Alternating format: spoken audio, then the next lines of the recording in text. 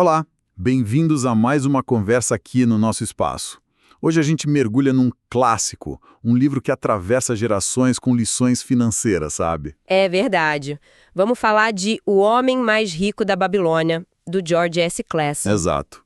Um livro que usa, parábolas lá da antiga Babilônia, que era tipo a Nova York da época, né? Riquíssima. Uhum. E o mais legal é que as lições são super atuais. A ideia é desvendar como essa sabedoria antiga pode ajudar a gente hoje, sabe? A construir segurança financeira, prosperidade. E tem uma ideia central no livro que eu acho fantástica, que a riqueza de um país depende da riqueza de cada pessoa. E o melhor, que isso pode ser aprendido. Exatamente. Como Clason dizia, o dinheiro existe para quem entende as regras do jogo. Regras simples até. Bom, então vamos desvendar essas regras. A história começa com dois caras, né?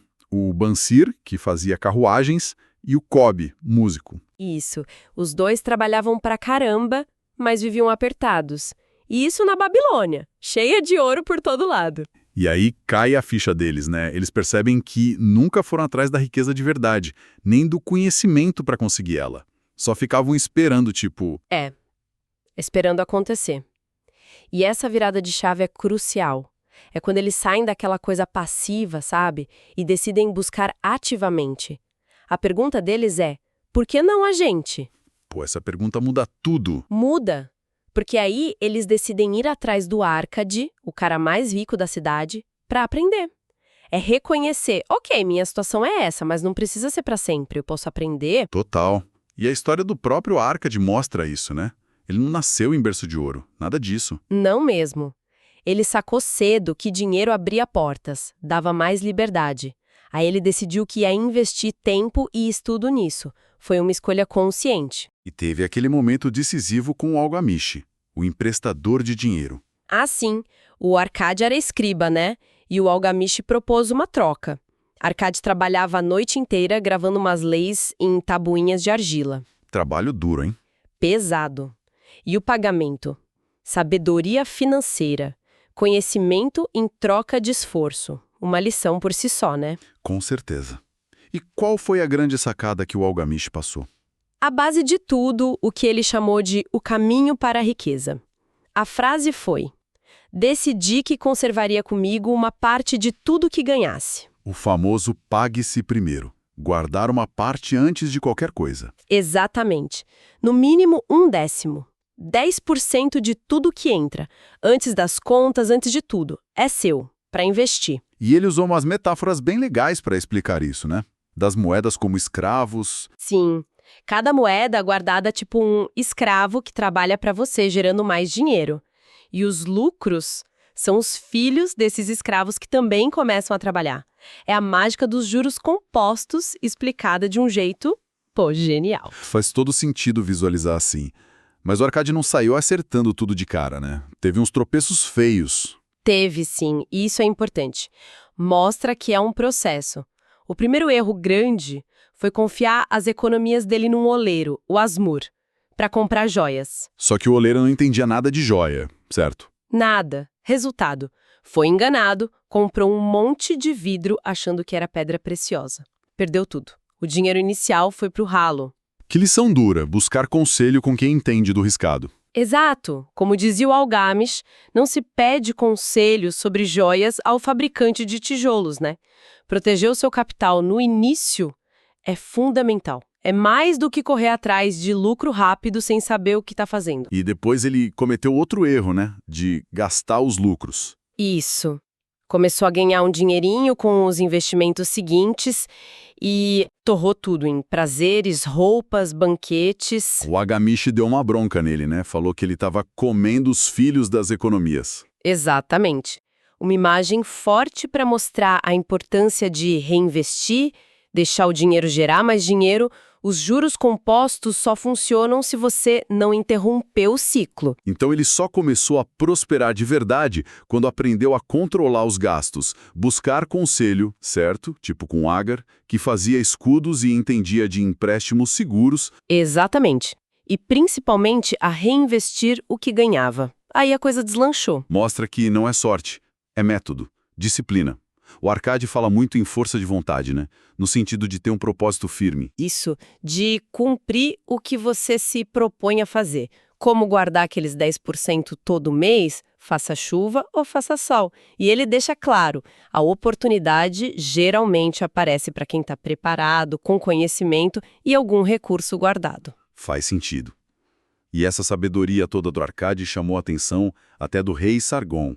Sim, o rei viu que o povo estava empobrecido e pediu para o Arcade ensinar os segredos da riqueza para a população, para a Babilônia inteira prosperar. Aí nasceram as famosas 7 soluções para uma bolsa vazia.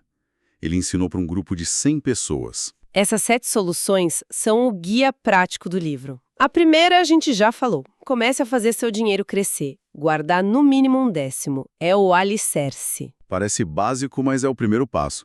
Sem isso, nada feito. Lembrei da história do vendedor de ovos. Se ele bota 10 ovos na cesta e tira 9, a cesta enche. Se tira 11... A cesta esvazia. Simples assim. A segunda solução. Controlem seus gastos. Viver com os 90% que sobram. Orçamento na mão, diferenciar o que é necessidade do que é só desejo. E como é difícil fazer isso, né? O próprio Arcade já dizia que as despesas necessárias sempre aumentam para acompanhar a renda se a gente não ficar de olho. Exatamente. O orçamento é a ferramenta para não cair nessa armadilha. Terceira solução. Multipliquem seus rendimentos. O dinheiro guardado não pode ficar parado. Tem que investir. Fazer ele trabalhar, gerar os filhos. Isso. Investir com sabedoria, claro. O que nos leva à quarta solução. Proteja seu tesouro contra a perda. A segurança do capital vem primeiro. Evitar riscos malucos, buscar conselho de quem entende. O trauma do Arcade com as joias falsas, né? Exato. Aquele erro ensinou muito. Proteger o que você já conquistou é tão importante quanto ganhar mais. Quinta solução. Façam do lar o investimento lucrativo, ter a casa própria. A ideia é que, ao invés de pagar aluguel, você constrói patrimônio. E ter uma casa, segundo Arcade, passava uma imagem de estabilidade até para os credores. Hoje a discussão é mais complexa, mas a ideia de transformar a moradia em ativo continua válida para muita gente. Sexta, assegurem uma renda para o futuro. Pensar lá na frente. Aposentadoria, proteção para a família. É o planejamento de longo prazo. Criar reservas para quando você não puder mais trabalhar ou para amparar quem depende de você. O Arcade já incentivava a pensar nisso. E a sétima, que eu acho muito poderosa. Aumente sua capacidade para ganhar. Essa é demais. Investir em você mesmo. Aprender mais, desenvolver habilidades, ser melhor no que você faz. Quanto mais você sabe, mais você pode ganhar. Conhecimento é poder, literalmente nesse caso. E ele liga isso a ter autorrespeito, a ter metas claras e até a princípios éticos, como pagar as dívidas, cuidar da família. Bem completo. Muito. São 7 passos que, se seguidos, formam um plano financeiro e de vida bem sólido. Serve para qualquer um, em qualquer época. Falando em aplicar, tem a parte que discute a boa sorte. Como atrair a sorte. Muita gente acha que é ganhar na loteria, achar dinheiro na rua. Mas o Arcade desconstrói isso rapidinho lá no Templo do Saber. Jogo de azar. As chances estão sempre contra você no longo prazo. A verdadeira sorte parece vir de outro lugar. Da ação, né? Pelas histórias que ele conta. Exato. O comerciante que perdeu um bom investimento porque preferiu gastar o dinheiro na hora. O comprador de animais que ficou pensando a noite toda e perdeu um negócio de ovelhas. A procrastinação custa caro. Muito caro. A lição é: a sorte favorece quem age. Quem está preparado e aproveita a oportunidade quando ela aparece. Não é esperar cair do céu. É estar pronto e ir lá pegar.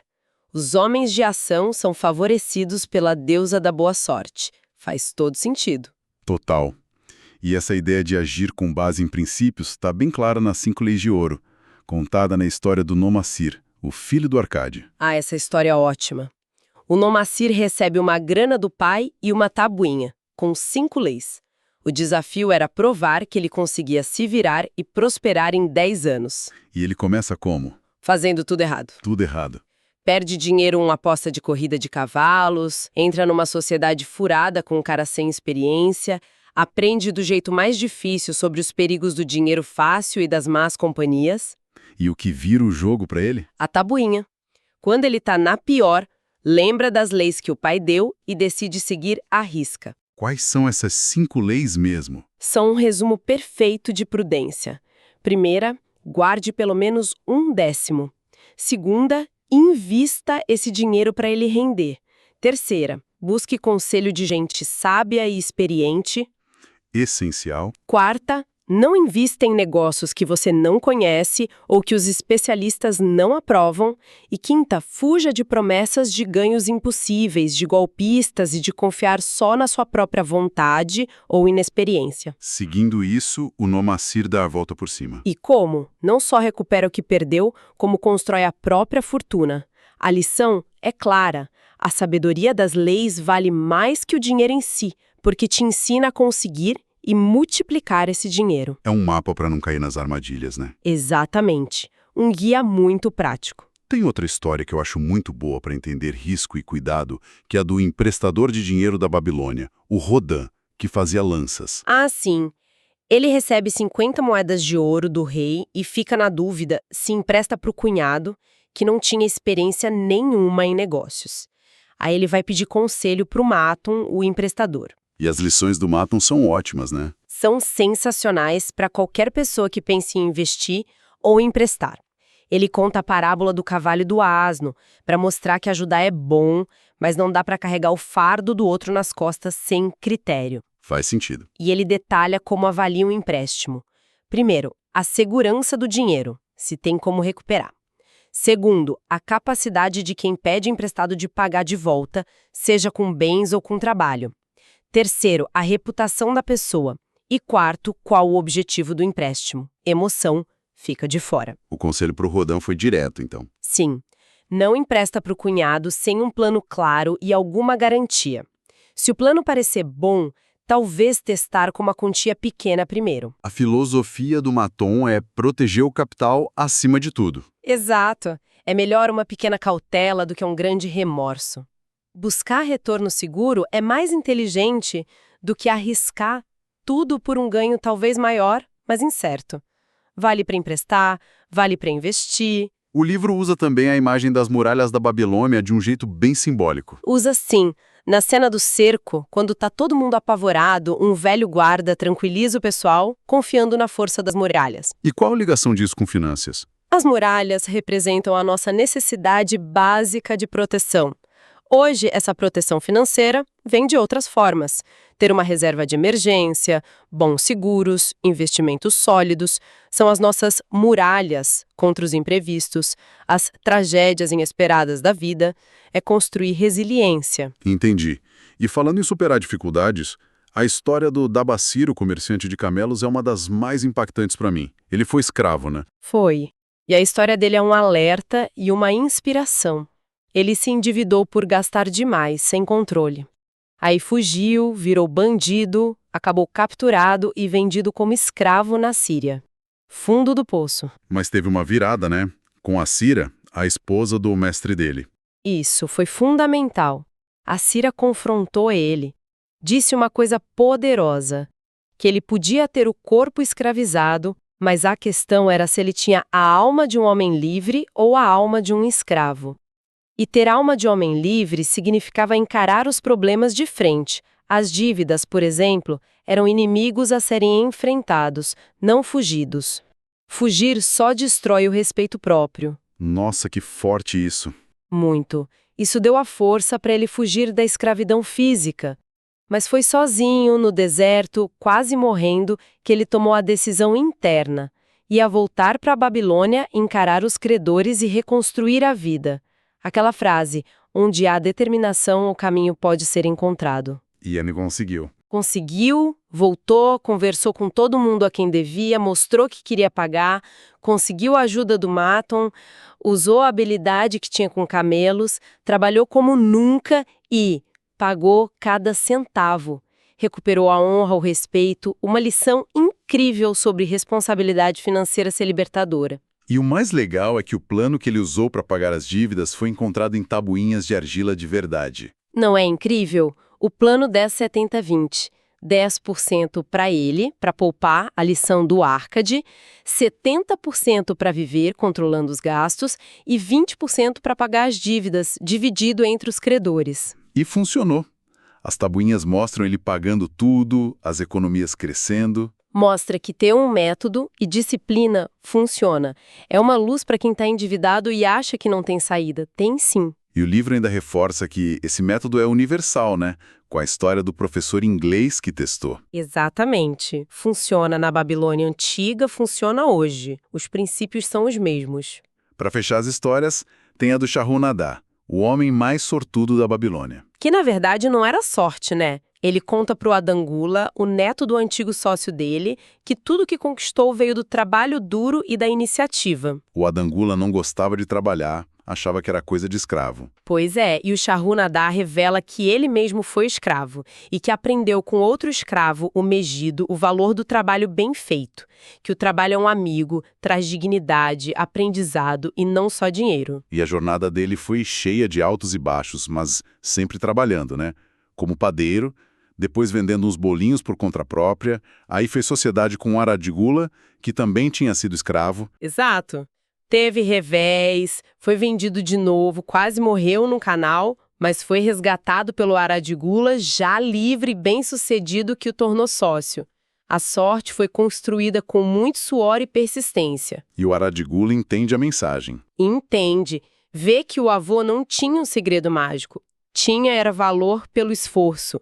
E decide mudar, começar de baixo, trabalhando. Uma lição sobre a dignidade e o poder transformador do trabalho. E só para contextualizar rapidinho, a própria riqueza da Babilônia reforça isso, né? Não tinha muitos recursos naturais. Não tinha, foi tudo construído na raça, na inteligência. Irrigação, engenharia, matemática, escrita.